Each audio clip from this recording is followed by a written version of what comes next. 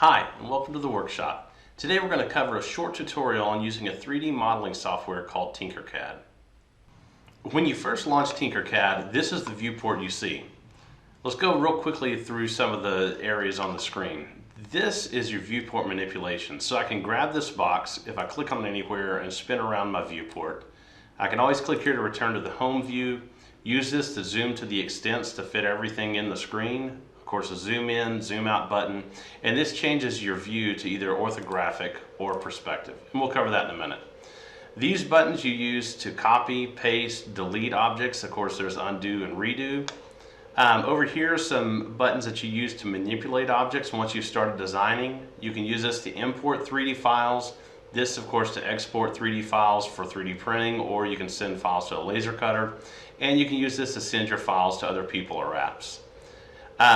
These you can use to manipulate your work plane or place a new work plane, place a ruler on your work plane. This menu allows you to select different areas within TINKERCAD. TINKERCAD can also be used for electronic circuits. You can download printable things. We're just going to focus on this area up here with TINKERCAD today. This is why we're here, for 3D design. And you'll see there's a lot of 3D objects that we can use. Everything from boxes to cylinders to pyramids. And you'll notice that up here at the top, we've got a box with this gray lines and shaded, and a cylinder with gray lines and shaded. And that differentiates that between a solid object and a hole. And we'll get into that a little bit more in just a minute. So, using TINKERCAD, first let's start by just dragging a box onto the work plane. So I'm going to click and drag this box over, and you'll see that we've got a box. I can, like I said, manipulate the viewport. If I click on this, I can rotate the box around. Also, you can use your mouse to rotate it around. If you hold down the right mouse button and drag, you can rotate your view. If you hold down the mouse wheel and drag, you pan. Zoom in or zoom out with your mouse wheel, and your left mouse button can be used to select objects. So when I select an object, you're going to see all these different nodes pop up. The nodes do different things. The gray squares you can use to change the size of a box or any other object. This black triangle you can use to actually move it up off of the work plane. And we don't want to do that right now, so we're just going to leave it sitting down on the work plane. The curved arrows we can use to rotate our box around. For now, we'll just leave it sitting flat. And the small black squares can be used just to manipulate the object to a different size in one direction. So if we click on this black box, we can only change the width of it. If we select the gray one, we can change the width and the length. So for right now, we're going to design a wrench. And we're going to use this box to create the body of the wrench. So the first thing I want to do, I'm going to return to our home view, and we can see our box. I'm going to click on one of these nodes, and that will allow me then to click in, and I'm going to make this box 100 millimeters long. And if I hit tab, I want it to only be 13 millimeters wide, and I'm going to use this box to set 100 millimeters long. And then I can set the height of it, let's set it to just 5 millimeters. And of course I could drag it down to 5, or I can click in that box and type 5. So we drag it down to 5. This is going to be the body of our wrench. I want to move it over a little closer to the center of the work plane. And to create the ends of the wrenches that we'd use to turn a nut or a bolt, I'm going to use cylinders. So let's go ahead and drag one cylinder out here. And we're going to make that cylinder, you can see we're going to surround the end of our box with that cylinder. That's going to allow us to group these together, and it'll become one object. So we made our wrench height 5 millimeters. We're going to leave the ends of the wrench a little taller. So let's set that to 6. And let's make this 25 by 25. So of course you can see you could make it an oblong shape as well. Doesn't have to stay a perfect round cylinder. I'm going to select that, choose copy, or you can just hit Control-C on your keyboard and then paste, and let's drag this down to the other end. So again, we're going to encapsulate the end of that box so that we can join these two together. So now, if I select orthographic, it's going to give me a flat view that allows me to really see how things are lined up. And we can see right now that these are not in line. So to align them in the same plane, I'm going to select everything, and we can come up here to our shapes. This, if we group them together right now, you'll see now it's all one object. Well, we don't want them to be grouped together just yet. So I can select this and ungroup it, and it's going to split it back into its original components. But I want to align these and get them all in the same line. So I'm going to click the Align button, and if I select this, it's going to align them all together. If I were to select this one, it's going to center everything in this plane. I'll show you that. We don't want to do that, so I'm going to click Undo there. And we could also use that Align feature to align them all in the same plane. This direction, you'll see it move that up, but we want to keep it down to where that box part of the wrench is laying on our work plane. So now we've got them all aligned. We can go back to our top view, and so this kind of looks like a barbell right now. We want to put in a hexagon shape on each end that we could, or on one end, and the other end is going to be open like a combination wrench that we could use to turn a nut or a bolt. So I can scroll down in my basic shapes and find a polygon. When we drag the polygon out, we can click on its dimension, and for this particular exercise, I messed up there, let me zoom out to fit everything. I'm going to drag this polygon down, and if you hold shift while you're dragging, it'll keep it in the same perspective. So that I think will be a good number. That's 14.72. Actually, let's see if we can get it closer to a regular number. 15. All right, so we've got that set to 15. And that, of course, changed the other side to 17.32. So this could be used to turn a 15mm nut or bolt. So I'm going to place the polygon over the end of our wrench again. And zoom to fit everything. Hold down that middle mouse button, again, if you want to zoom in on an area or pan to it. And I'm going to turn this 30 degrees, just because that's typically the way wrenches are designed. The points are near the end. The next thing we're going to do, we can spin it, and you can see this polygon is sticking up out of our wrench. Let's go ahead and align that. So we're going to select the polygon or our hexagon and the end of the wrench. We'll choose the Align tool.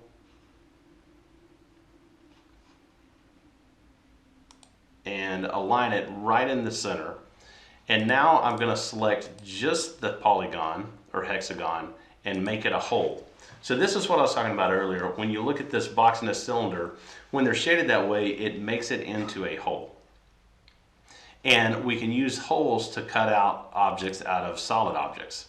So let's zoom to our extents here. And if I select these two, hold down shift when I select, and I choose group, you see that it cuts the hole out of the middle.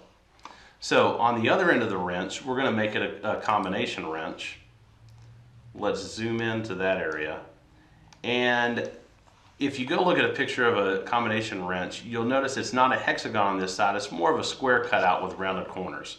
Well, if we use a box to do that, we can, but you'll notice these corners are square. And it's a little more aesthetically pleasing if we have those inside corners rounded when we cut it out. So I'm going to delete that square and choose Shape Generators and Feature, and we'll find something called a soft box. And you'll notice our soft box has rounded corners. So since we were set the hexagon to a diameter of 15mm, I want to set the same thing here on our box. I'm going to set our X dimension, and this will all make sense in just a little bit. I'm going to set it a little bit longer, and I can click there and set the Y dimension to 15, and you'll see that it updates. Our wall we're going to make thick enough that it fills in the entire object, and then we can position this and rotate it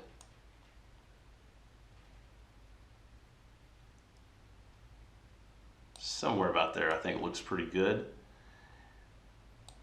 And we're going to make it a hole, just like we did with the hexagon.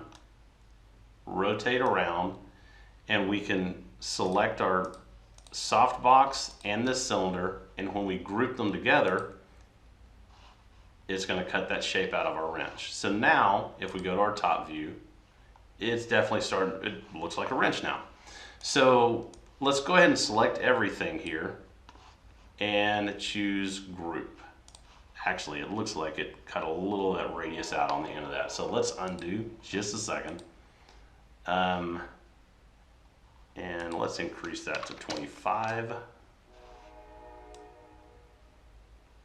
Maybe just drag it out a little bit more. And now let's join those two objects.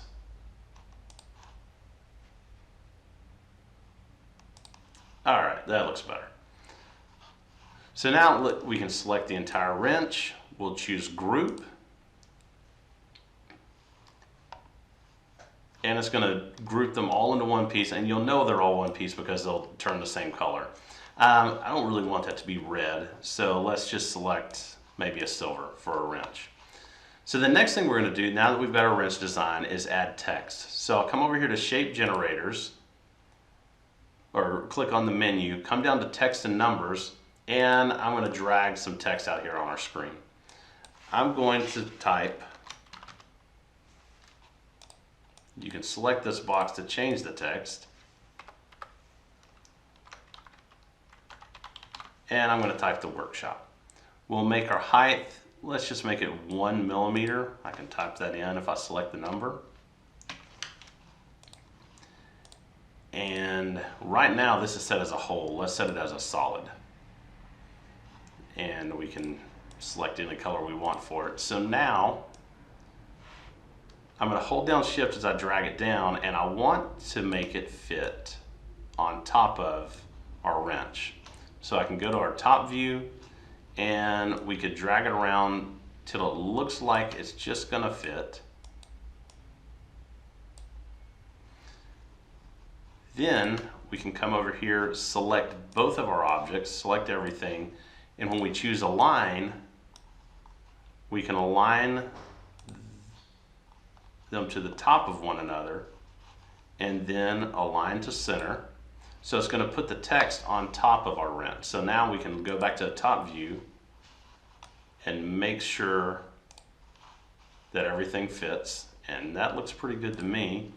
You know, let's select everything again, go back to Align, and we'll center it right in the middle of the wrench. So now we've got our words on top of the wrench, but you'll notice we aligned the words to the top, and if we go to the front view, there's a little gap because we've aligned the top of the words with the top of our wrench, and we want the bottom of the letters to actually sit on this. So I'm going to select my words, go back to our front view, and we can drag it down until those words are touching.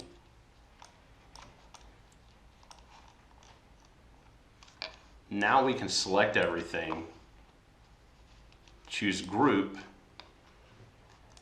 and our text has become a part of the 3D object. So now if we were to export this, we could 3D print it, and it's all going to come out as one object. So to export your work, you simply go up here to the export, click the button, you select what kind of a 3D print file you want to export. Most will use an STL, so we can click STL, and it downloads it automatically to your desktop. Then you take it into your slicing software to prepare it for 3D printing. Now, it downloaded it as Bodacious Wassa. I did not give it that name. When you do anything in TinkerCAD, it always comes up with a clever name for you. If you want to change the name, just click on it, and we can change the name to whatever we want. So I hope that gives you a good idea of some of the capabilities of TinkerCAD. We look forward to working with you on your 3D designs and hope to see you at the workshop soon.